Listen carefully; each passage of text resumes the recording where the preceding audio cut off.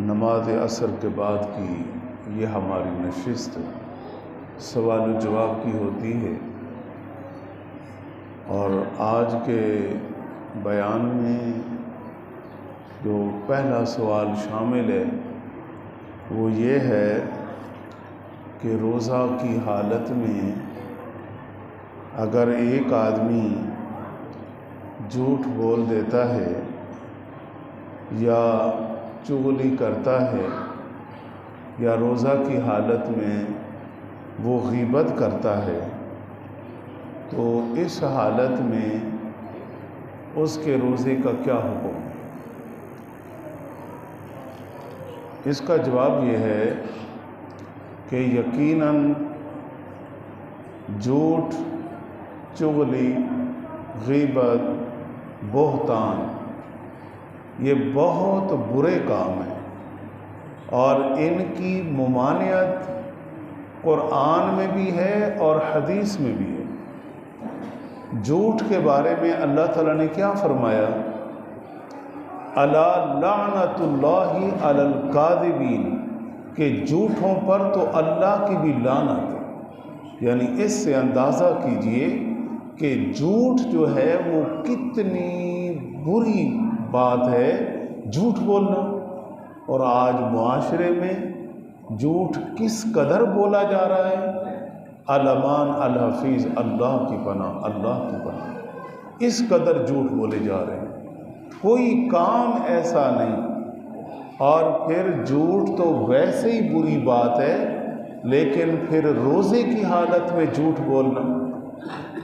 اور دوسری چیز غیبت، اس کی ممانعت بھی اللہ نے قرآن میں فرمائی، وَلَا يَغْتَبْ بَعْضُكُمْ بَعْضًا، فرمایا کہ ایک دوسرے کی غیبت نہ کرو۔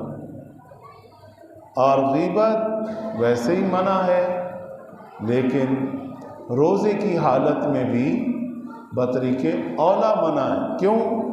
روزہ ہماری طہارت کے لیے آیا ہے، روزہ ہمیں پاک کرنے کے لیے آیا ہے، روزہ ہماری زبان کو نفاست عطا کرنے کے لیے آیا ہے۔ تو اس حوالے سے اگر غور کیا جائے تو روزے کی حالت میں غیبت بالکل نہیں ہونی چاہیے۔ کہ آپ صلی اللہ علیہ وسلم کے زمانے میں دو خواتین نے روزہ رکھا، جب شام کو وہ افطار کا بھی کچھ ٹائم باقی تھا کہ دونوں خواتین بے ہوش ہو گئی، قریب المرگ ہو گئی، قریب تھا کہ وہ مر جائیں، لیکن انہیں آپ علیہ السلام کے سامنے پیش کیا گیا کہ یا رسول اللہ ان کی یہ حالت ہے۔ تو پھر آپ علیہ السلام نے جب انہیں دیکھا، ملاحظہ فرمایا تو فرمایا کیا بات ہے، تم نے روزہ رکھا؟ جی رکھا۔ فرمایا کہ پھر روزے کی حالت میں کیا کرتی رہی ہو؟ تم اپنے بھائیوں کا گوشت کھاتی رہی ہو؟ انہوں نے کہا یا رسول اللہ ہم نے تو گوشت نہیں کھایا۔ فرمایا تم نے گوشت کھایا ہے، کیا تم نے سارا دن غیبت نہیں کی؟ جیسے ندامت سے ان کے سر جھک گئے۔ کیوں؟ آپ علیہ السلام نے انہیں فرمایا کہ اس پیالے میں قے کرو۔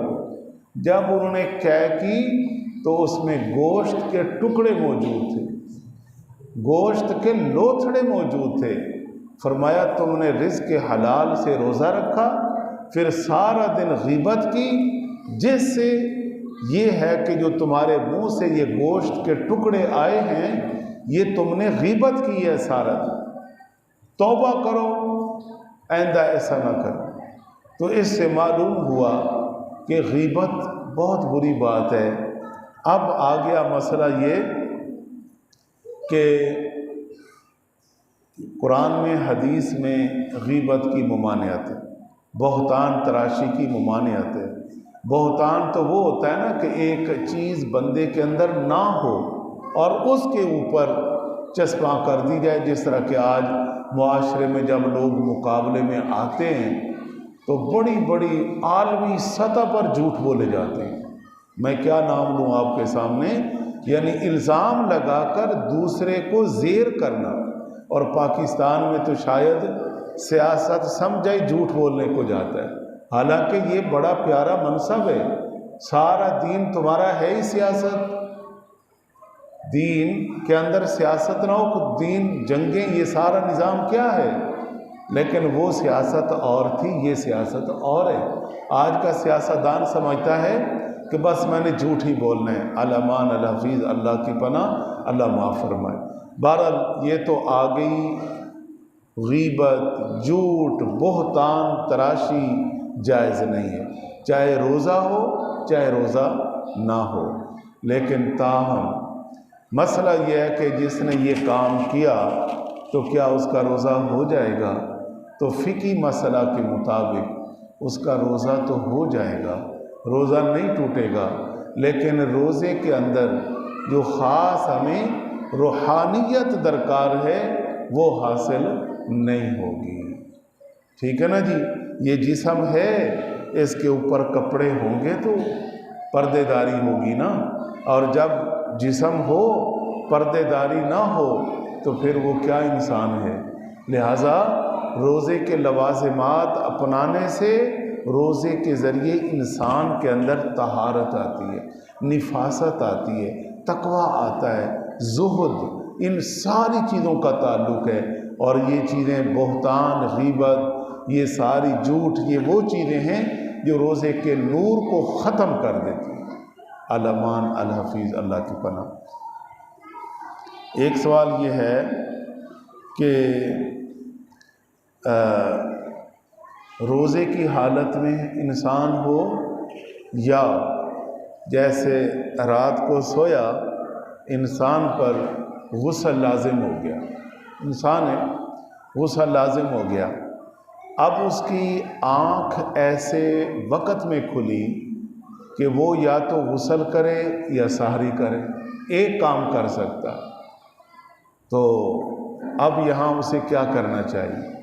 اب اس سلسلہ میں شرعی مسئلہ یہ ہے کہ وہ ہاتھ دھو لے، کلی کر لے، سحری کر لے، سحری کر لینے کے بعد پھر غسل کر لے، پھر آگے نماز پڑھے. تو یہ طریقہ کار ہے. اسی طرح دن میں روزے کی حالت میں انسان سو گیا اور اس کو یہ احتلام کی کنڈیشن لاحق ہو گئی. اب وہ بیدار ہوا، اس نے یہ حالت دیکھی، اب کیا روزہ ختم ہو گیا؟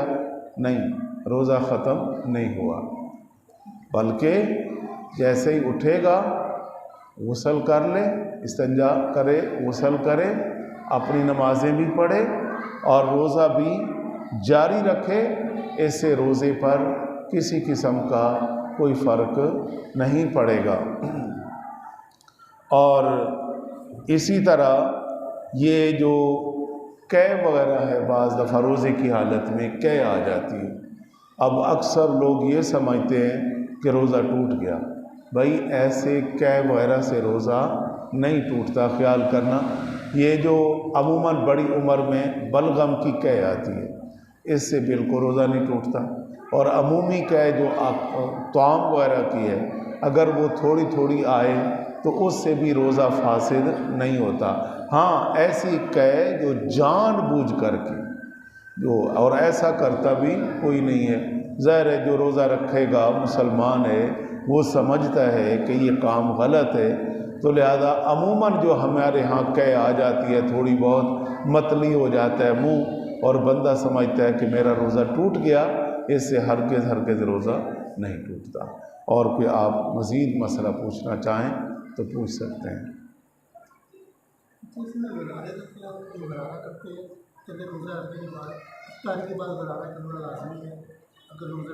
نہیں کوئی ضروری نہیں ہے. ہاں کلی اچھی پہلے ہی کر لے. یہاں پر روزہ کھڑا ہوا ہے یہاں، تو اس لیے منہ بھر اچھا پانی سے کلی کر لے، کوئی غرارہ ضروری نہیں ہے. کیوں؟ اگر غرارہ ابھی رہتا ہے تو پھر تو اس کی تو نمازیں پھر گئی، دینیں جو نمازیں اس نے پڑھنی تھی بالفرض اسے دوپہر کو یہ عارضہ لاحق ہوا. اگر وہ اچھی طرح پاک ہی نہیں ہوا تو پھر اس نے ظہر کی نماز، عصر کی نماز